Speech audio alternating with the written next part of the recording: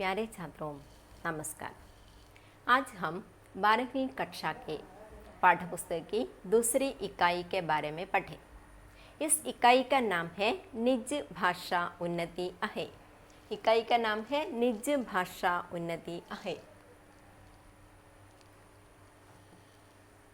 इस इकाई में 4 पाठ हैं। पहला पाठ है एक सफ़रनामा है। इसका नाम है सूरीनाम में पहला दिन। पहला पाठ है एक सफ़रनामा है। पाठ का नाम है सूरीनाम में पहला दिन। इसका लेखक है हिमांशु जोशी। हिमांशु जोशी द्वारा लिखित एक सफ़रनामा है सूरीनाम में पहला दिन। विश्व भर की भाषाओं में हिंदी भाषा का महत्वपूर्ण स्थान है। हिंदी भाषा की विशेषता क्या क्या है इसके बारे में इस पाठ में बताते हैं। लेखक 7वें विश्व हिंदी सम्मेलन में भाग लेने के लिए सूरीनाम में पहुँचे। उस यात्रा के दौरान सूरीनाम की विशेषता और सूरीनाम में हिंदी भाषा की महिमा कितना है इसके बारे में इस पाठ में बताते हैं। दूसरा सूरदास जी का पद है। इस पाठ का नाम है मेरे लाल। दूसरा मेरे लाल। इसका लेखक है सूरदास। तो विश्व भर में हिंदी भाषा का जो महत्वपूर्ण स्थान है उसी प्रकार हिंदी साहित्य की भी एक गौरवमयी परंपरा है। इस परंपरा के स्वर्णिम युग है भक्तिकाल। भक्तिकाल को शोभा देने वाली साहित्यिक भाषा है ब्रज भाषा। ब्रज भाषा के अनन्य कवि है सूरदास। सूरदास जी के 2 पदों से युक्त है दूसरा पाठ। इसमें पहला पद मेरे लाल नामक पद है। इस पद में माता यशोदा के मन में श्री कृष्ण के प्रति कितना प्यार है ये व्यक्त होते हैं। और दूसरा हे कान्ह नामक और एक पद है। इसमें श्री कृष्ण के प्रति गोपिकाओं के मन में जो प्यार है ये व्यक्त होते हैं। और तीसरा पाठ है दोस्ती नामक फिल्मी गीत है। शोले सिनेमा का एक गीत है दोस्ती। हिंदी भाषा को प्रचार प्रसार करने में फिल्मी गीतों का महत्वपूर्ण भूमिका है। हिंदी भाषा न जानने वाला भी हिंदी गीत सुनने में बहुत तत्पर होते हैं। तो हिंदी ഭാഷ അറിയാത്തവർ പോലും എന്താണ് ഹിന്ദി പാട്ടുകൾ കേൾക്കാൻ വളരെയധികം ഉത്സാഹമുള്ളവരായിട്ട് കാണപ്പെടുന്നുണ്ട് അല്ലേ? അപ്പോൾ ഹിന്ദി ഭാഷയുടെ പ്രചാരത്തിന് ഏറ്റവും കൂടുതൽ പ്രാധാന്യം ഏതിനുണ്ട്? ഹിന്ദി ഫിൽമി ഗീതങ്ങൾക്കുണ്ട് അല്ല, സിനിമാ ഗാനങ്ങൾക്കുണ്ട്. അതേപോലെയുള്ള ഒരു സിനിമാ ഗാനമാണ് മൂന്നാമത്തെ പാഠത്തിൽ വരുന്നത്. അതാണ് ദോസ്തി.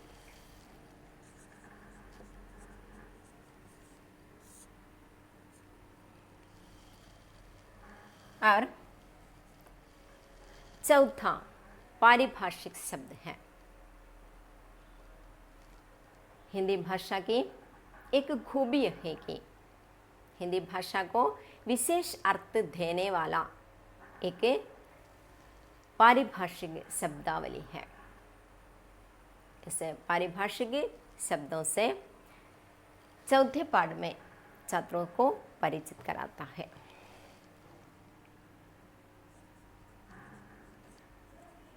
पारिभाषिक शब्दावली।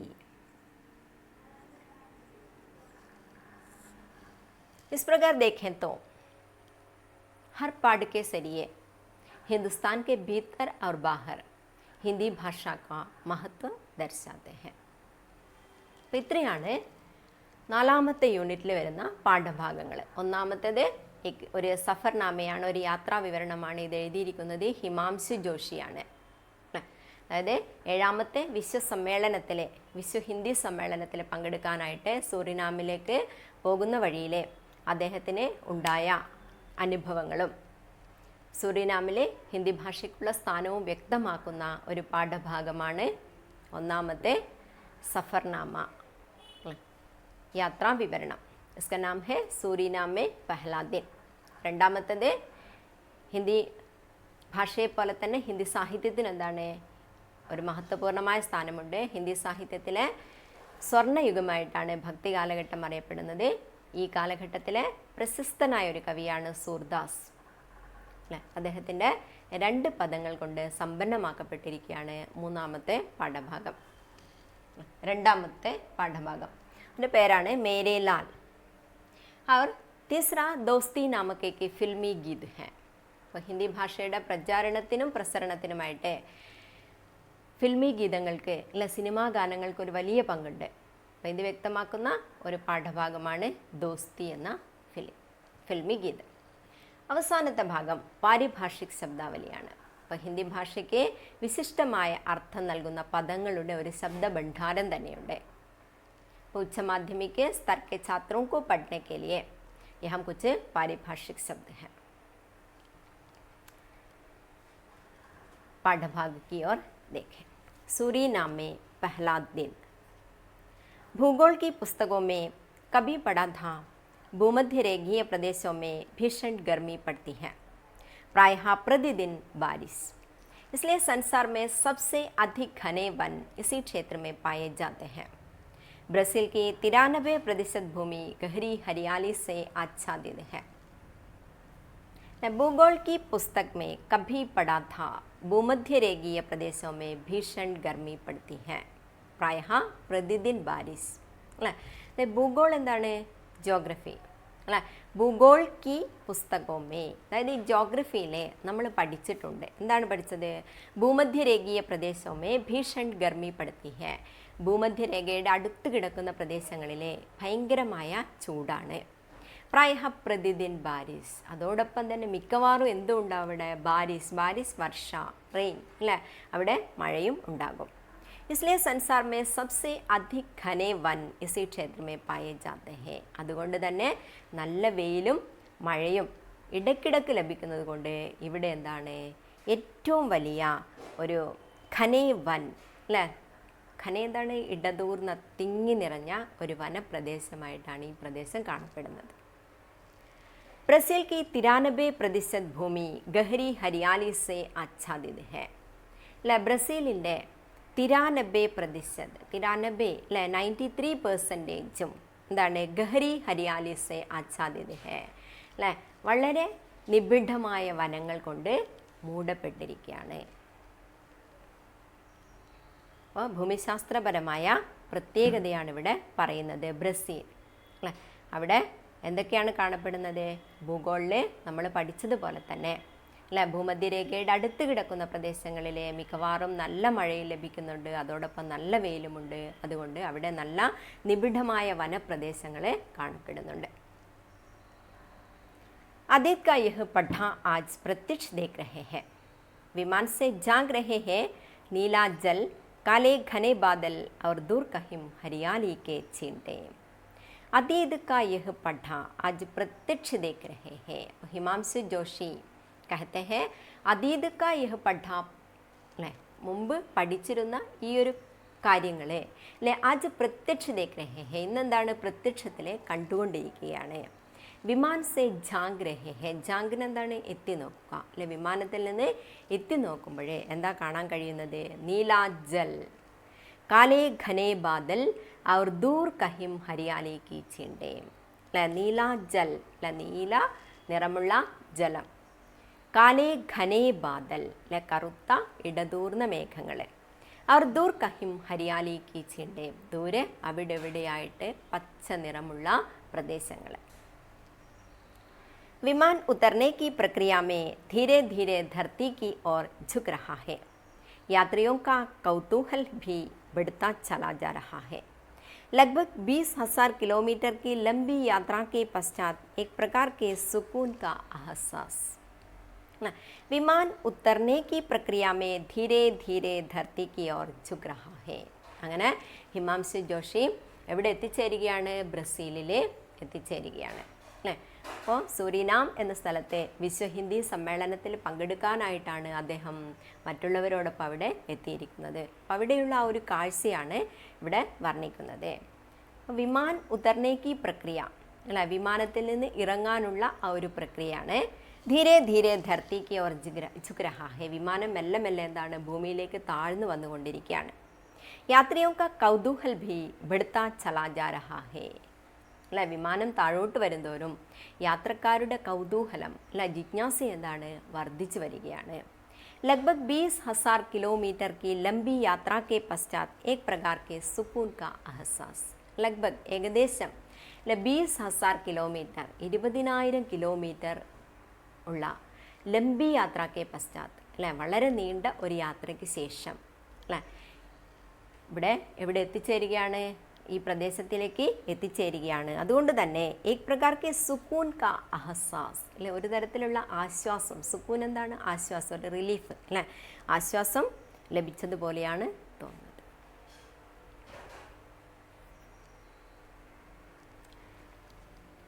जिस हिंदी को भोजपुरी अवधि के रूप में हनुमान चालीसा तथा रामचरितमानस आदि धर्म ग्रंथों के माध्यम से भारत से जाते समय वे ले गए थे अपने साथ, और जिसे उन्होंने तूफान के बीच दिए की तरह जलाए रखा. आज 130 साल बाद वह एक नए रूप में साकार होकर उपस्थित हो रहा है. उसका वैश्विक स्वरूप उभर रहा है. वह अब गिरमिटिया श्रमिकों की ही नहीं, शासकों, राष्ट्राध्यक्षों की भी भाषा बन गई है, जो संसार के 120 देशों में किसी न किसी रूप में अपनी उपस्थिति का एहसास जता रहा है.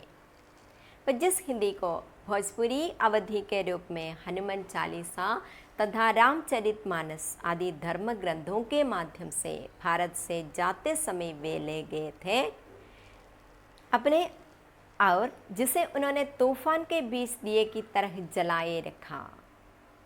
അപ്പോൾ ഇന്ത്യയിൽ നിന്ന് അല്ലെ, ഭാരതത്തിൽ നിന്ന് വന്ന ഗിർമിട്ടിയ ശ്രമിക് എന്ന് പറയുന്നത് ആരാണ്? ശ്രമിക് ലോഗ് അല്ലെ, അധ്വാനിക്കുന്ന വർഗമാണ് അല്ലെ. അവിടെയുള്ള അധ്വാനിക്കുന്ന ഒരു വിഭാഗം തൊഴിലാളികൾ എന്ത് ചെയ്തിരിക്കുകയാണ്?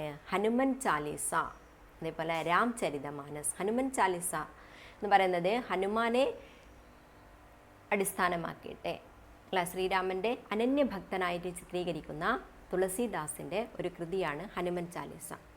അതേപോലെ തന്നെ രാംചരിതമാനസ് भी सूरदास जी का एक, तुलसीदास जी का एक प्रसिद्ध ग्रंथ है. इसे इन दोनों ग्रंथों, धर्म ग्रंथों के माध्यम से भारत से वे जाते समय ले गए थे. അപ്പോൾ ഈ ഗിർമിട്ടിയ ശ്രമിക് ലോഗ് അല്ലെ, ഭാരതത്തിൽ നിന്ന് വരുന്ന സമയത്ത് എന്താണ് കൊണ്ടുവന്നത്? ഹനുമാൻ ചാലീസ അതേപോലെ തന്നെ രാംചരിതമാനസ് എന്ന് പറയുന്ന രണ്ട് ഗ്രന്ഥങ്ങളെ ഭാരതത്തിൽ നിന്ന് ഇവിടെ കൊണ്ടുവന്നിട്ടുണ്ട് അല്ലെ, സൂരിനാമിലേക്ക് കൊണ്ടുവന്നിട്ടുണ്ട്. അവർ എന്ത് ചെയ്തിട്ടുണ്ട്? ആ ഭാഷയെ, ആ ഗ്രന്ഥത്തെ തൂഫാൻ കെ ബീച്ച് മേ, അതായത് ശക്തമായ കാറ്റിനിടയിലെ ദിയേക്കോ അല്ല ദീപകോ കേസേ ബച്ചാത്തെ ഹേ ഉസി പ്രകാർ ബച്ചാത്തെ ഹേ അല്ലെ, അതായത് വിളക്കിനെ എങ്ങനെയാണ് ശക്തമായ കാറ്റിൽ നിന്ന് സംരക്ഷിച്ചിട്ട് കെടാതെ കൊണ്ട് നടക്കുന്നത്, അതേപോലെ അവരിപ്പോഴും എന്താണ് ആ ഒരു ഭാഷയെ കെടാതെ സൂക്ഷിച്ചിട്ടുണ്ട്. आज 130 साल बाद वह एक नए रूप में साकार होकर उपस्थित हो रहा है.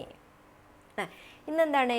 130 साल बाद, ഏകദേശം എന്താണ് 130 വർഷങ്ങൾക്ക് ശേഷം അല്ലേ, एक नए रूप में साकार होकर उपस्थित हो रहा है. ഒരു പുതിയ രൂപത്തിൽ അതിവിടെ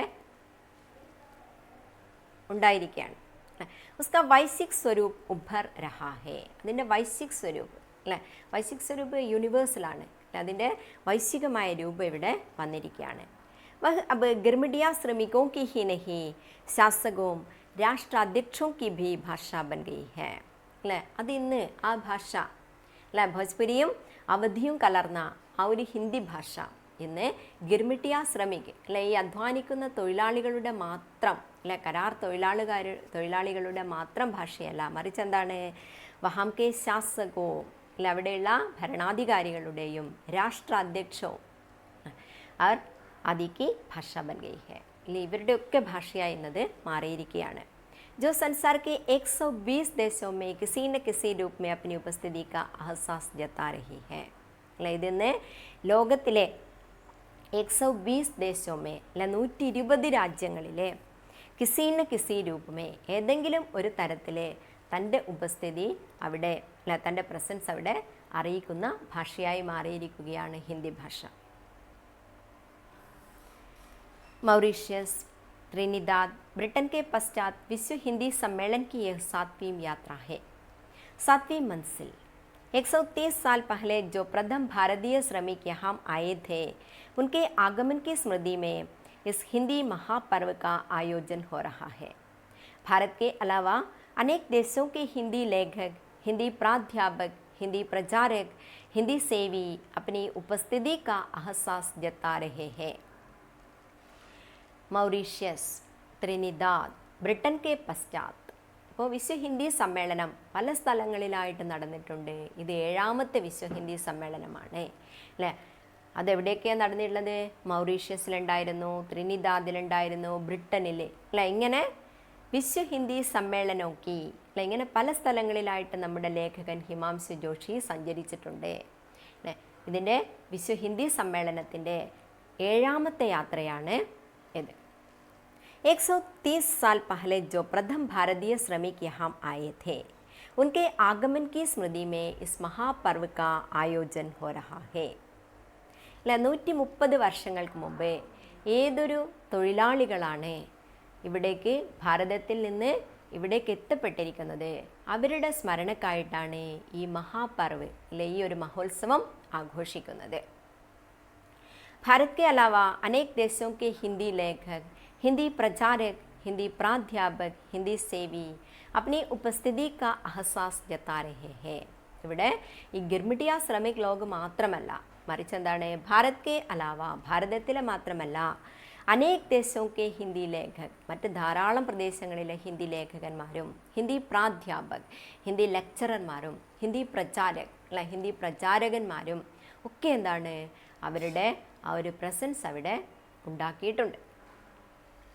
लगभग 4.5 लाख आबादी वाले इस देश में जिसके 37% लोग भारतीय मूल के हैं, सर्वत्र भारतीय ही भारतीय दिख रहे हैं. पारामारिबो शहर सूरीनामी नहीं एक भारतीय शहर जैसा लग रहा है.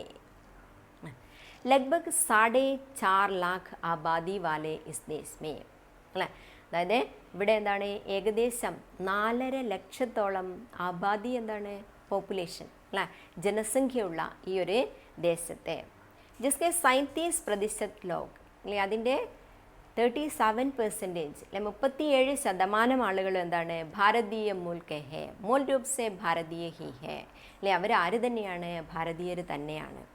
സർവത്ര ഭാരതീയ ഹി ഭാരതീയ ദിഖ് രഹാ ഹേ, ഇവിടെ നോക്കിയാലേ ആരെ കാണാനുള്ളൂ, ഭാരതീയരെ തന്നെയാണ് കാണപ്പെടുന്നത്. പാരാമാരിബോ ശഹർ സൂരീനാമി നഹി ഏക് ഭാരതീയ ശഹർ ജൈസാ ലഗ് രഹാ ഹേ. അതുകൊണ്ട് തന്നെ ഈ പാരാമാരിബോ പട്ടണം ഒരു ഭാരതീയ പട്ടണം പോലെയാണ് ആയിട്ടാണ് കാണപ്പെടുന്നത്. दिनांक 6 जून को प्रातः सम्मेलन का शुभारंभ करते हुए सूरीनाम के अफ्रीकी मुल्क के राष्ट्रपति रोनाल्डो वेनेजियन ने अपने उद्बोधन में कहा था, सूरीनाम और भारत के बीच प्रगाढ़ आत्मीय संबंध है. दोनों देश अनेक अर्थों में एक दूसरे से गहरे जुड़े हैं. दोनों के बीच पुराने भाषाई संबंध है. भाषा भावों की अभिव्यक्ति का सशक्त माध्यम होती है. हिंदी की जननी संस्कृत की अपनी विशेषताएं हैं. उसके साथ साथ आज विश्व की एक प्रमुख भाषा के रूप में हिंदी भी उभर रही है। सूरीनाम में हिंदी के प्रचार प्रसार में, हिंदी को आम आदमी तक पहुंचाने में हिंदी फिल्मों तथा संगीत का भी विशेष योगदान रहा है। हिंदी चलचित्रों के प्रति सूरीनाम के भारतवंशियों का ही नहीं, अन्य सूरीनामी लोगों का भी गहरा लगाव है। इस सम्मेलन का शुभारंभ करते हुए, സമ്മേളനത്തിന് ശുഭാരംഭം കുറിച്ചുകൊണ്ട് अफ्रीका के राष्ट्रपति റൊണാൾഡോ വെനേസ്യൻ ने अपने उद्बोधन में कहा था. അവിടുത്തെ രാഷ്ട്രപതിയായിരിക്കുന്ന ആഫ്രിക്കി വംശജനായിരിക്കുന്ന റൊണാൾഡോ വെനേസ്യൻ തൻ്റെ ഭാഷണത്തിൽ ഇങ്ങനെ പറഞ്ഞിട്ടുണ്ട്. सूरीनाम और भारत के बीच में प्रगाढ़ आत्मीय संबंध है. അല്ല, സൂരീനാമും ഭാരതത്തിനും ഇടയിലെ അനന്യമായ ഒരു ആത്മീയ ബന്ധമുണ്ട്. दोनों देश अनेक अर्थों में एक दूसरे से गहरे जुड़े हैं.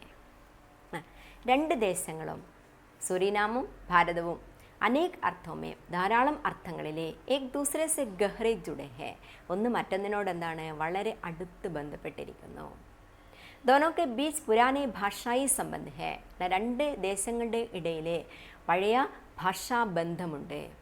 ഭാഷ ഭാവോं की अभिव्यक्ति का सशक्त माध्यम होती है. ഭാഷ എന്ന് പറയുന്നത് നമ്മുടെ ഭാവങ്ങളെ अभिव्यक्त करने का सशक्त माध्यम है. अभिव्यक्त करना, अच्छी तरह प्रकट करना, അല്ലെ നല്ലതുപോലെ പ്രകടിപ്പിക്കാനുള്ള ശക്തമായൊരു മാധ്യമമാണ് ഭാഷ.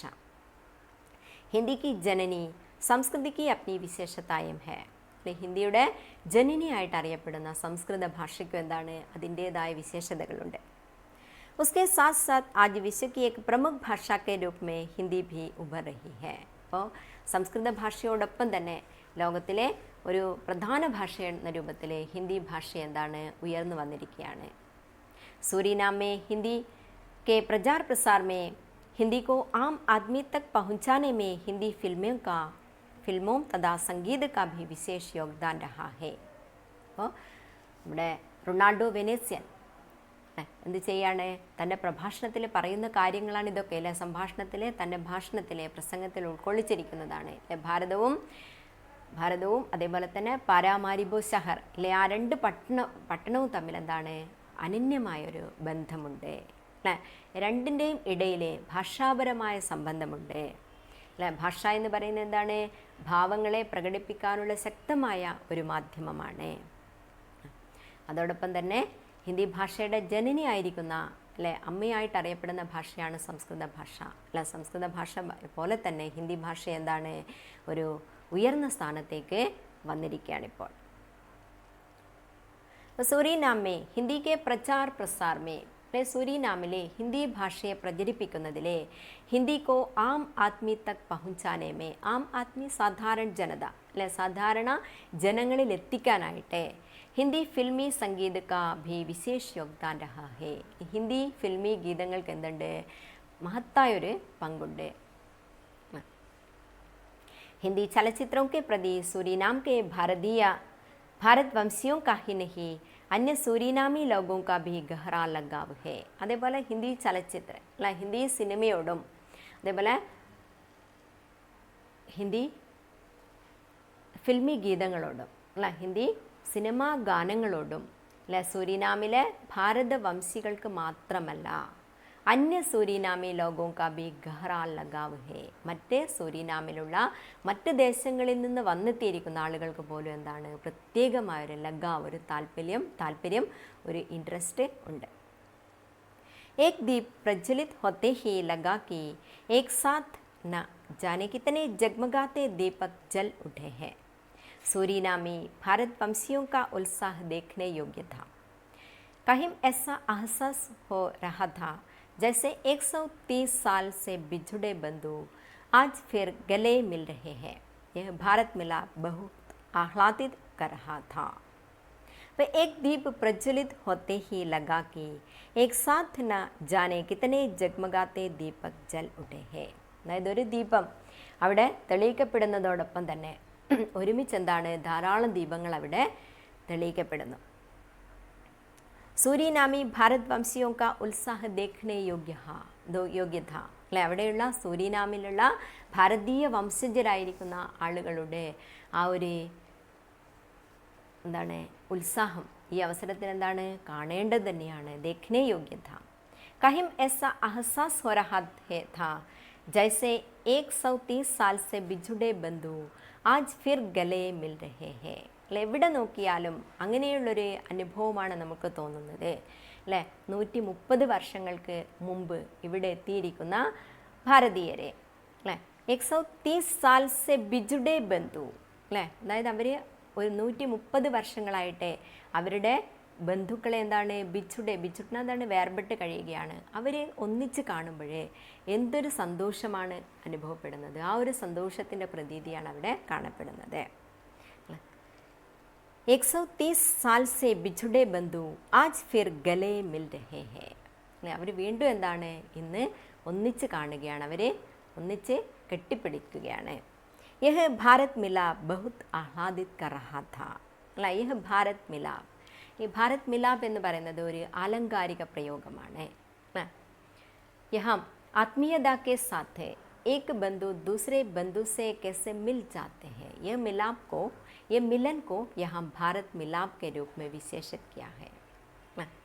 यहाँ ले अफ्रीका के राष्ट्रपति रोनाल्डो वेनेसियन ने इस प्रकार इस भाई बंधुओं के बीच के ये गहरे मिलन को ഭാരത് മിലാപ് കെ രൂപ में വിശേഷിत किया है. രാഷ്ട്രപതിയായിരിക്കുന്ന റൊണാൾഡോ വെനസ്യൻ ഇതിനെ എന്താണ് വിശേഷിപ്പിച്ചിരിക്കുന്നത്? ഭാരത് മിലാപ് എന്നാണ്. എത്രയാണ് ഈ പാഠഭാഗം. ഈ ഒരു ഭാഗം നിങ്ങൾക്ക് നന്നായിട്ട് മനസ്സിലായിട്ടുണ്ടാകുമെന്ന് കരുതുന്നു. ഇന്നത്തെ എൻ്റെ വീഡിയോ അവസാനിക്കുകയാണ്. വീഡിയോ ഇഷ്ടമായെങ്കിൽ ലൈക്ക് ചെയ്യുക, ഷെയർ ചെയ്യുക, കമൻറ്റ് ചെയ്യുക. എൻ്റെ ചാനൽ സബ്സ്ക്രൈബ് ചെയ്ത് അടുത്ത് കാണുന്ന ബെൽ ഐക്കൺ എനാബിൾ ചെയ്ത് നോട്ടിഫിക്കേഷൻ ഉറപ്പുവരുത്തുക. ധന്യവാദം.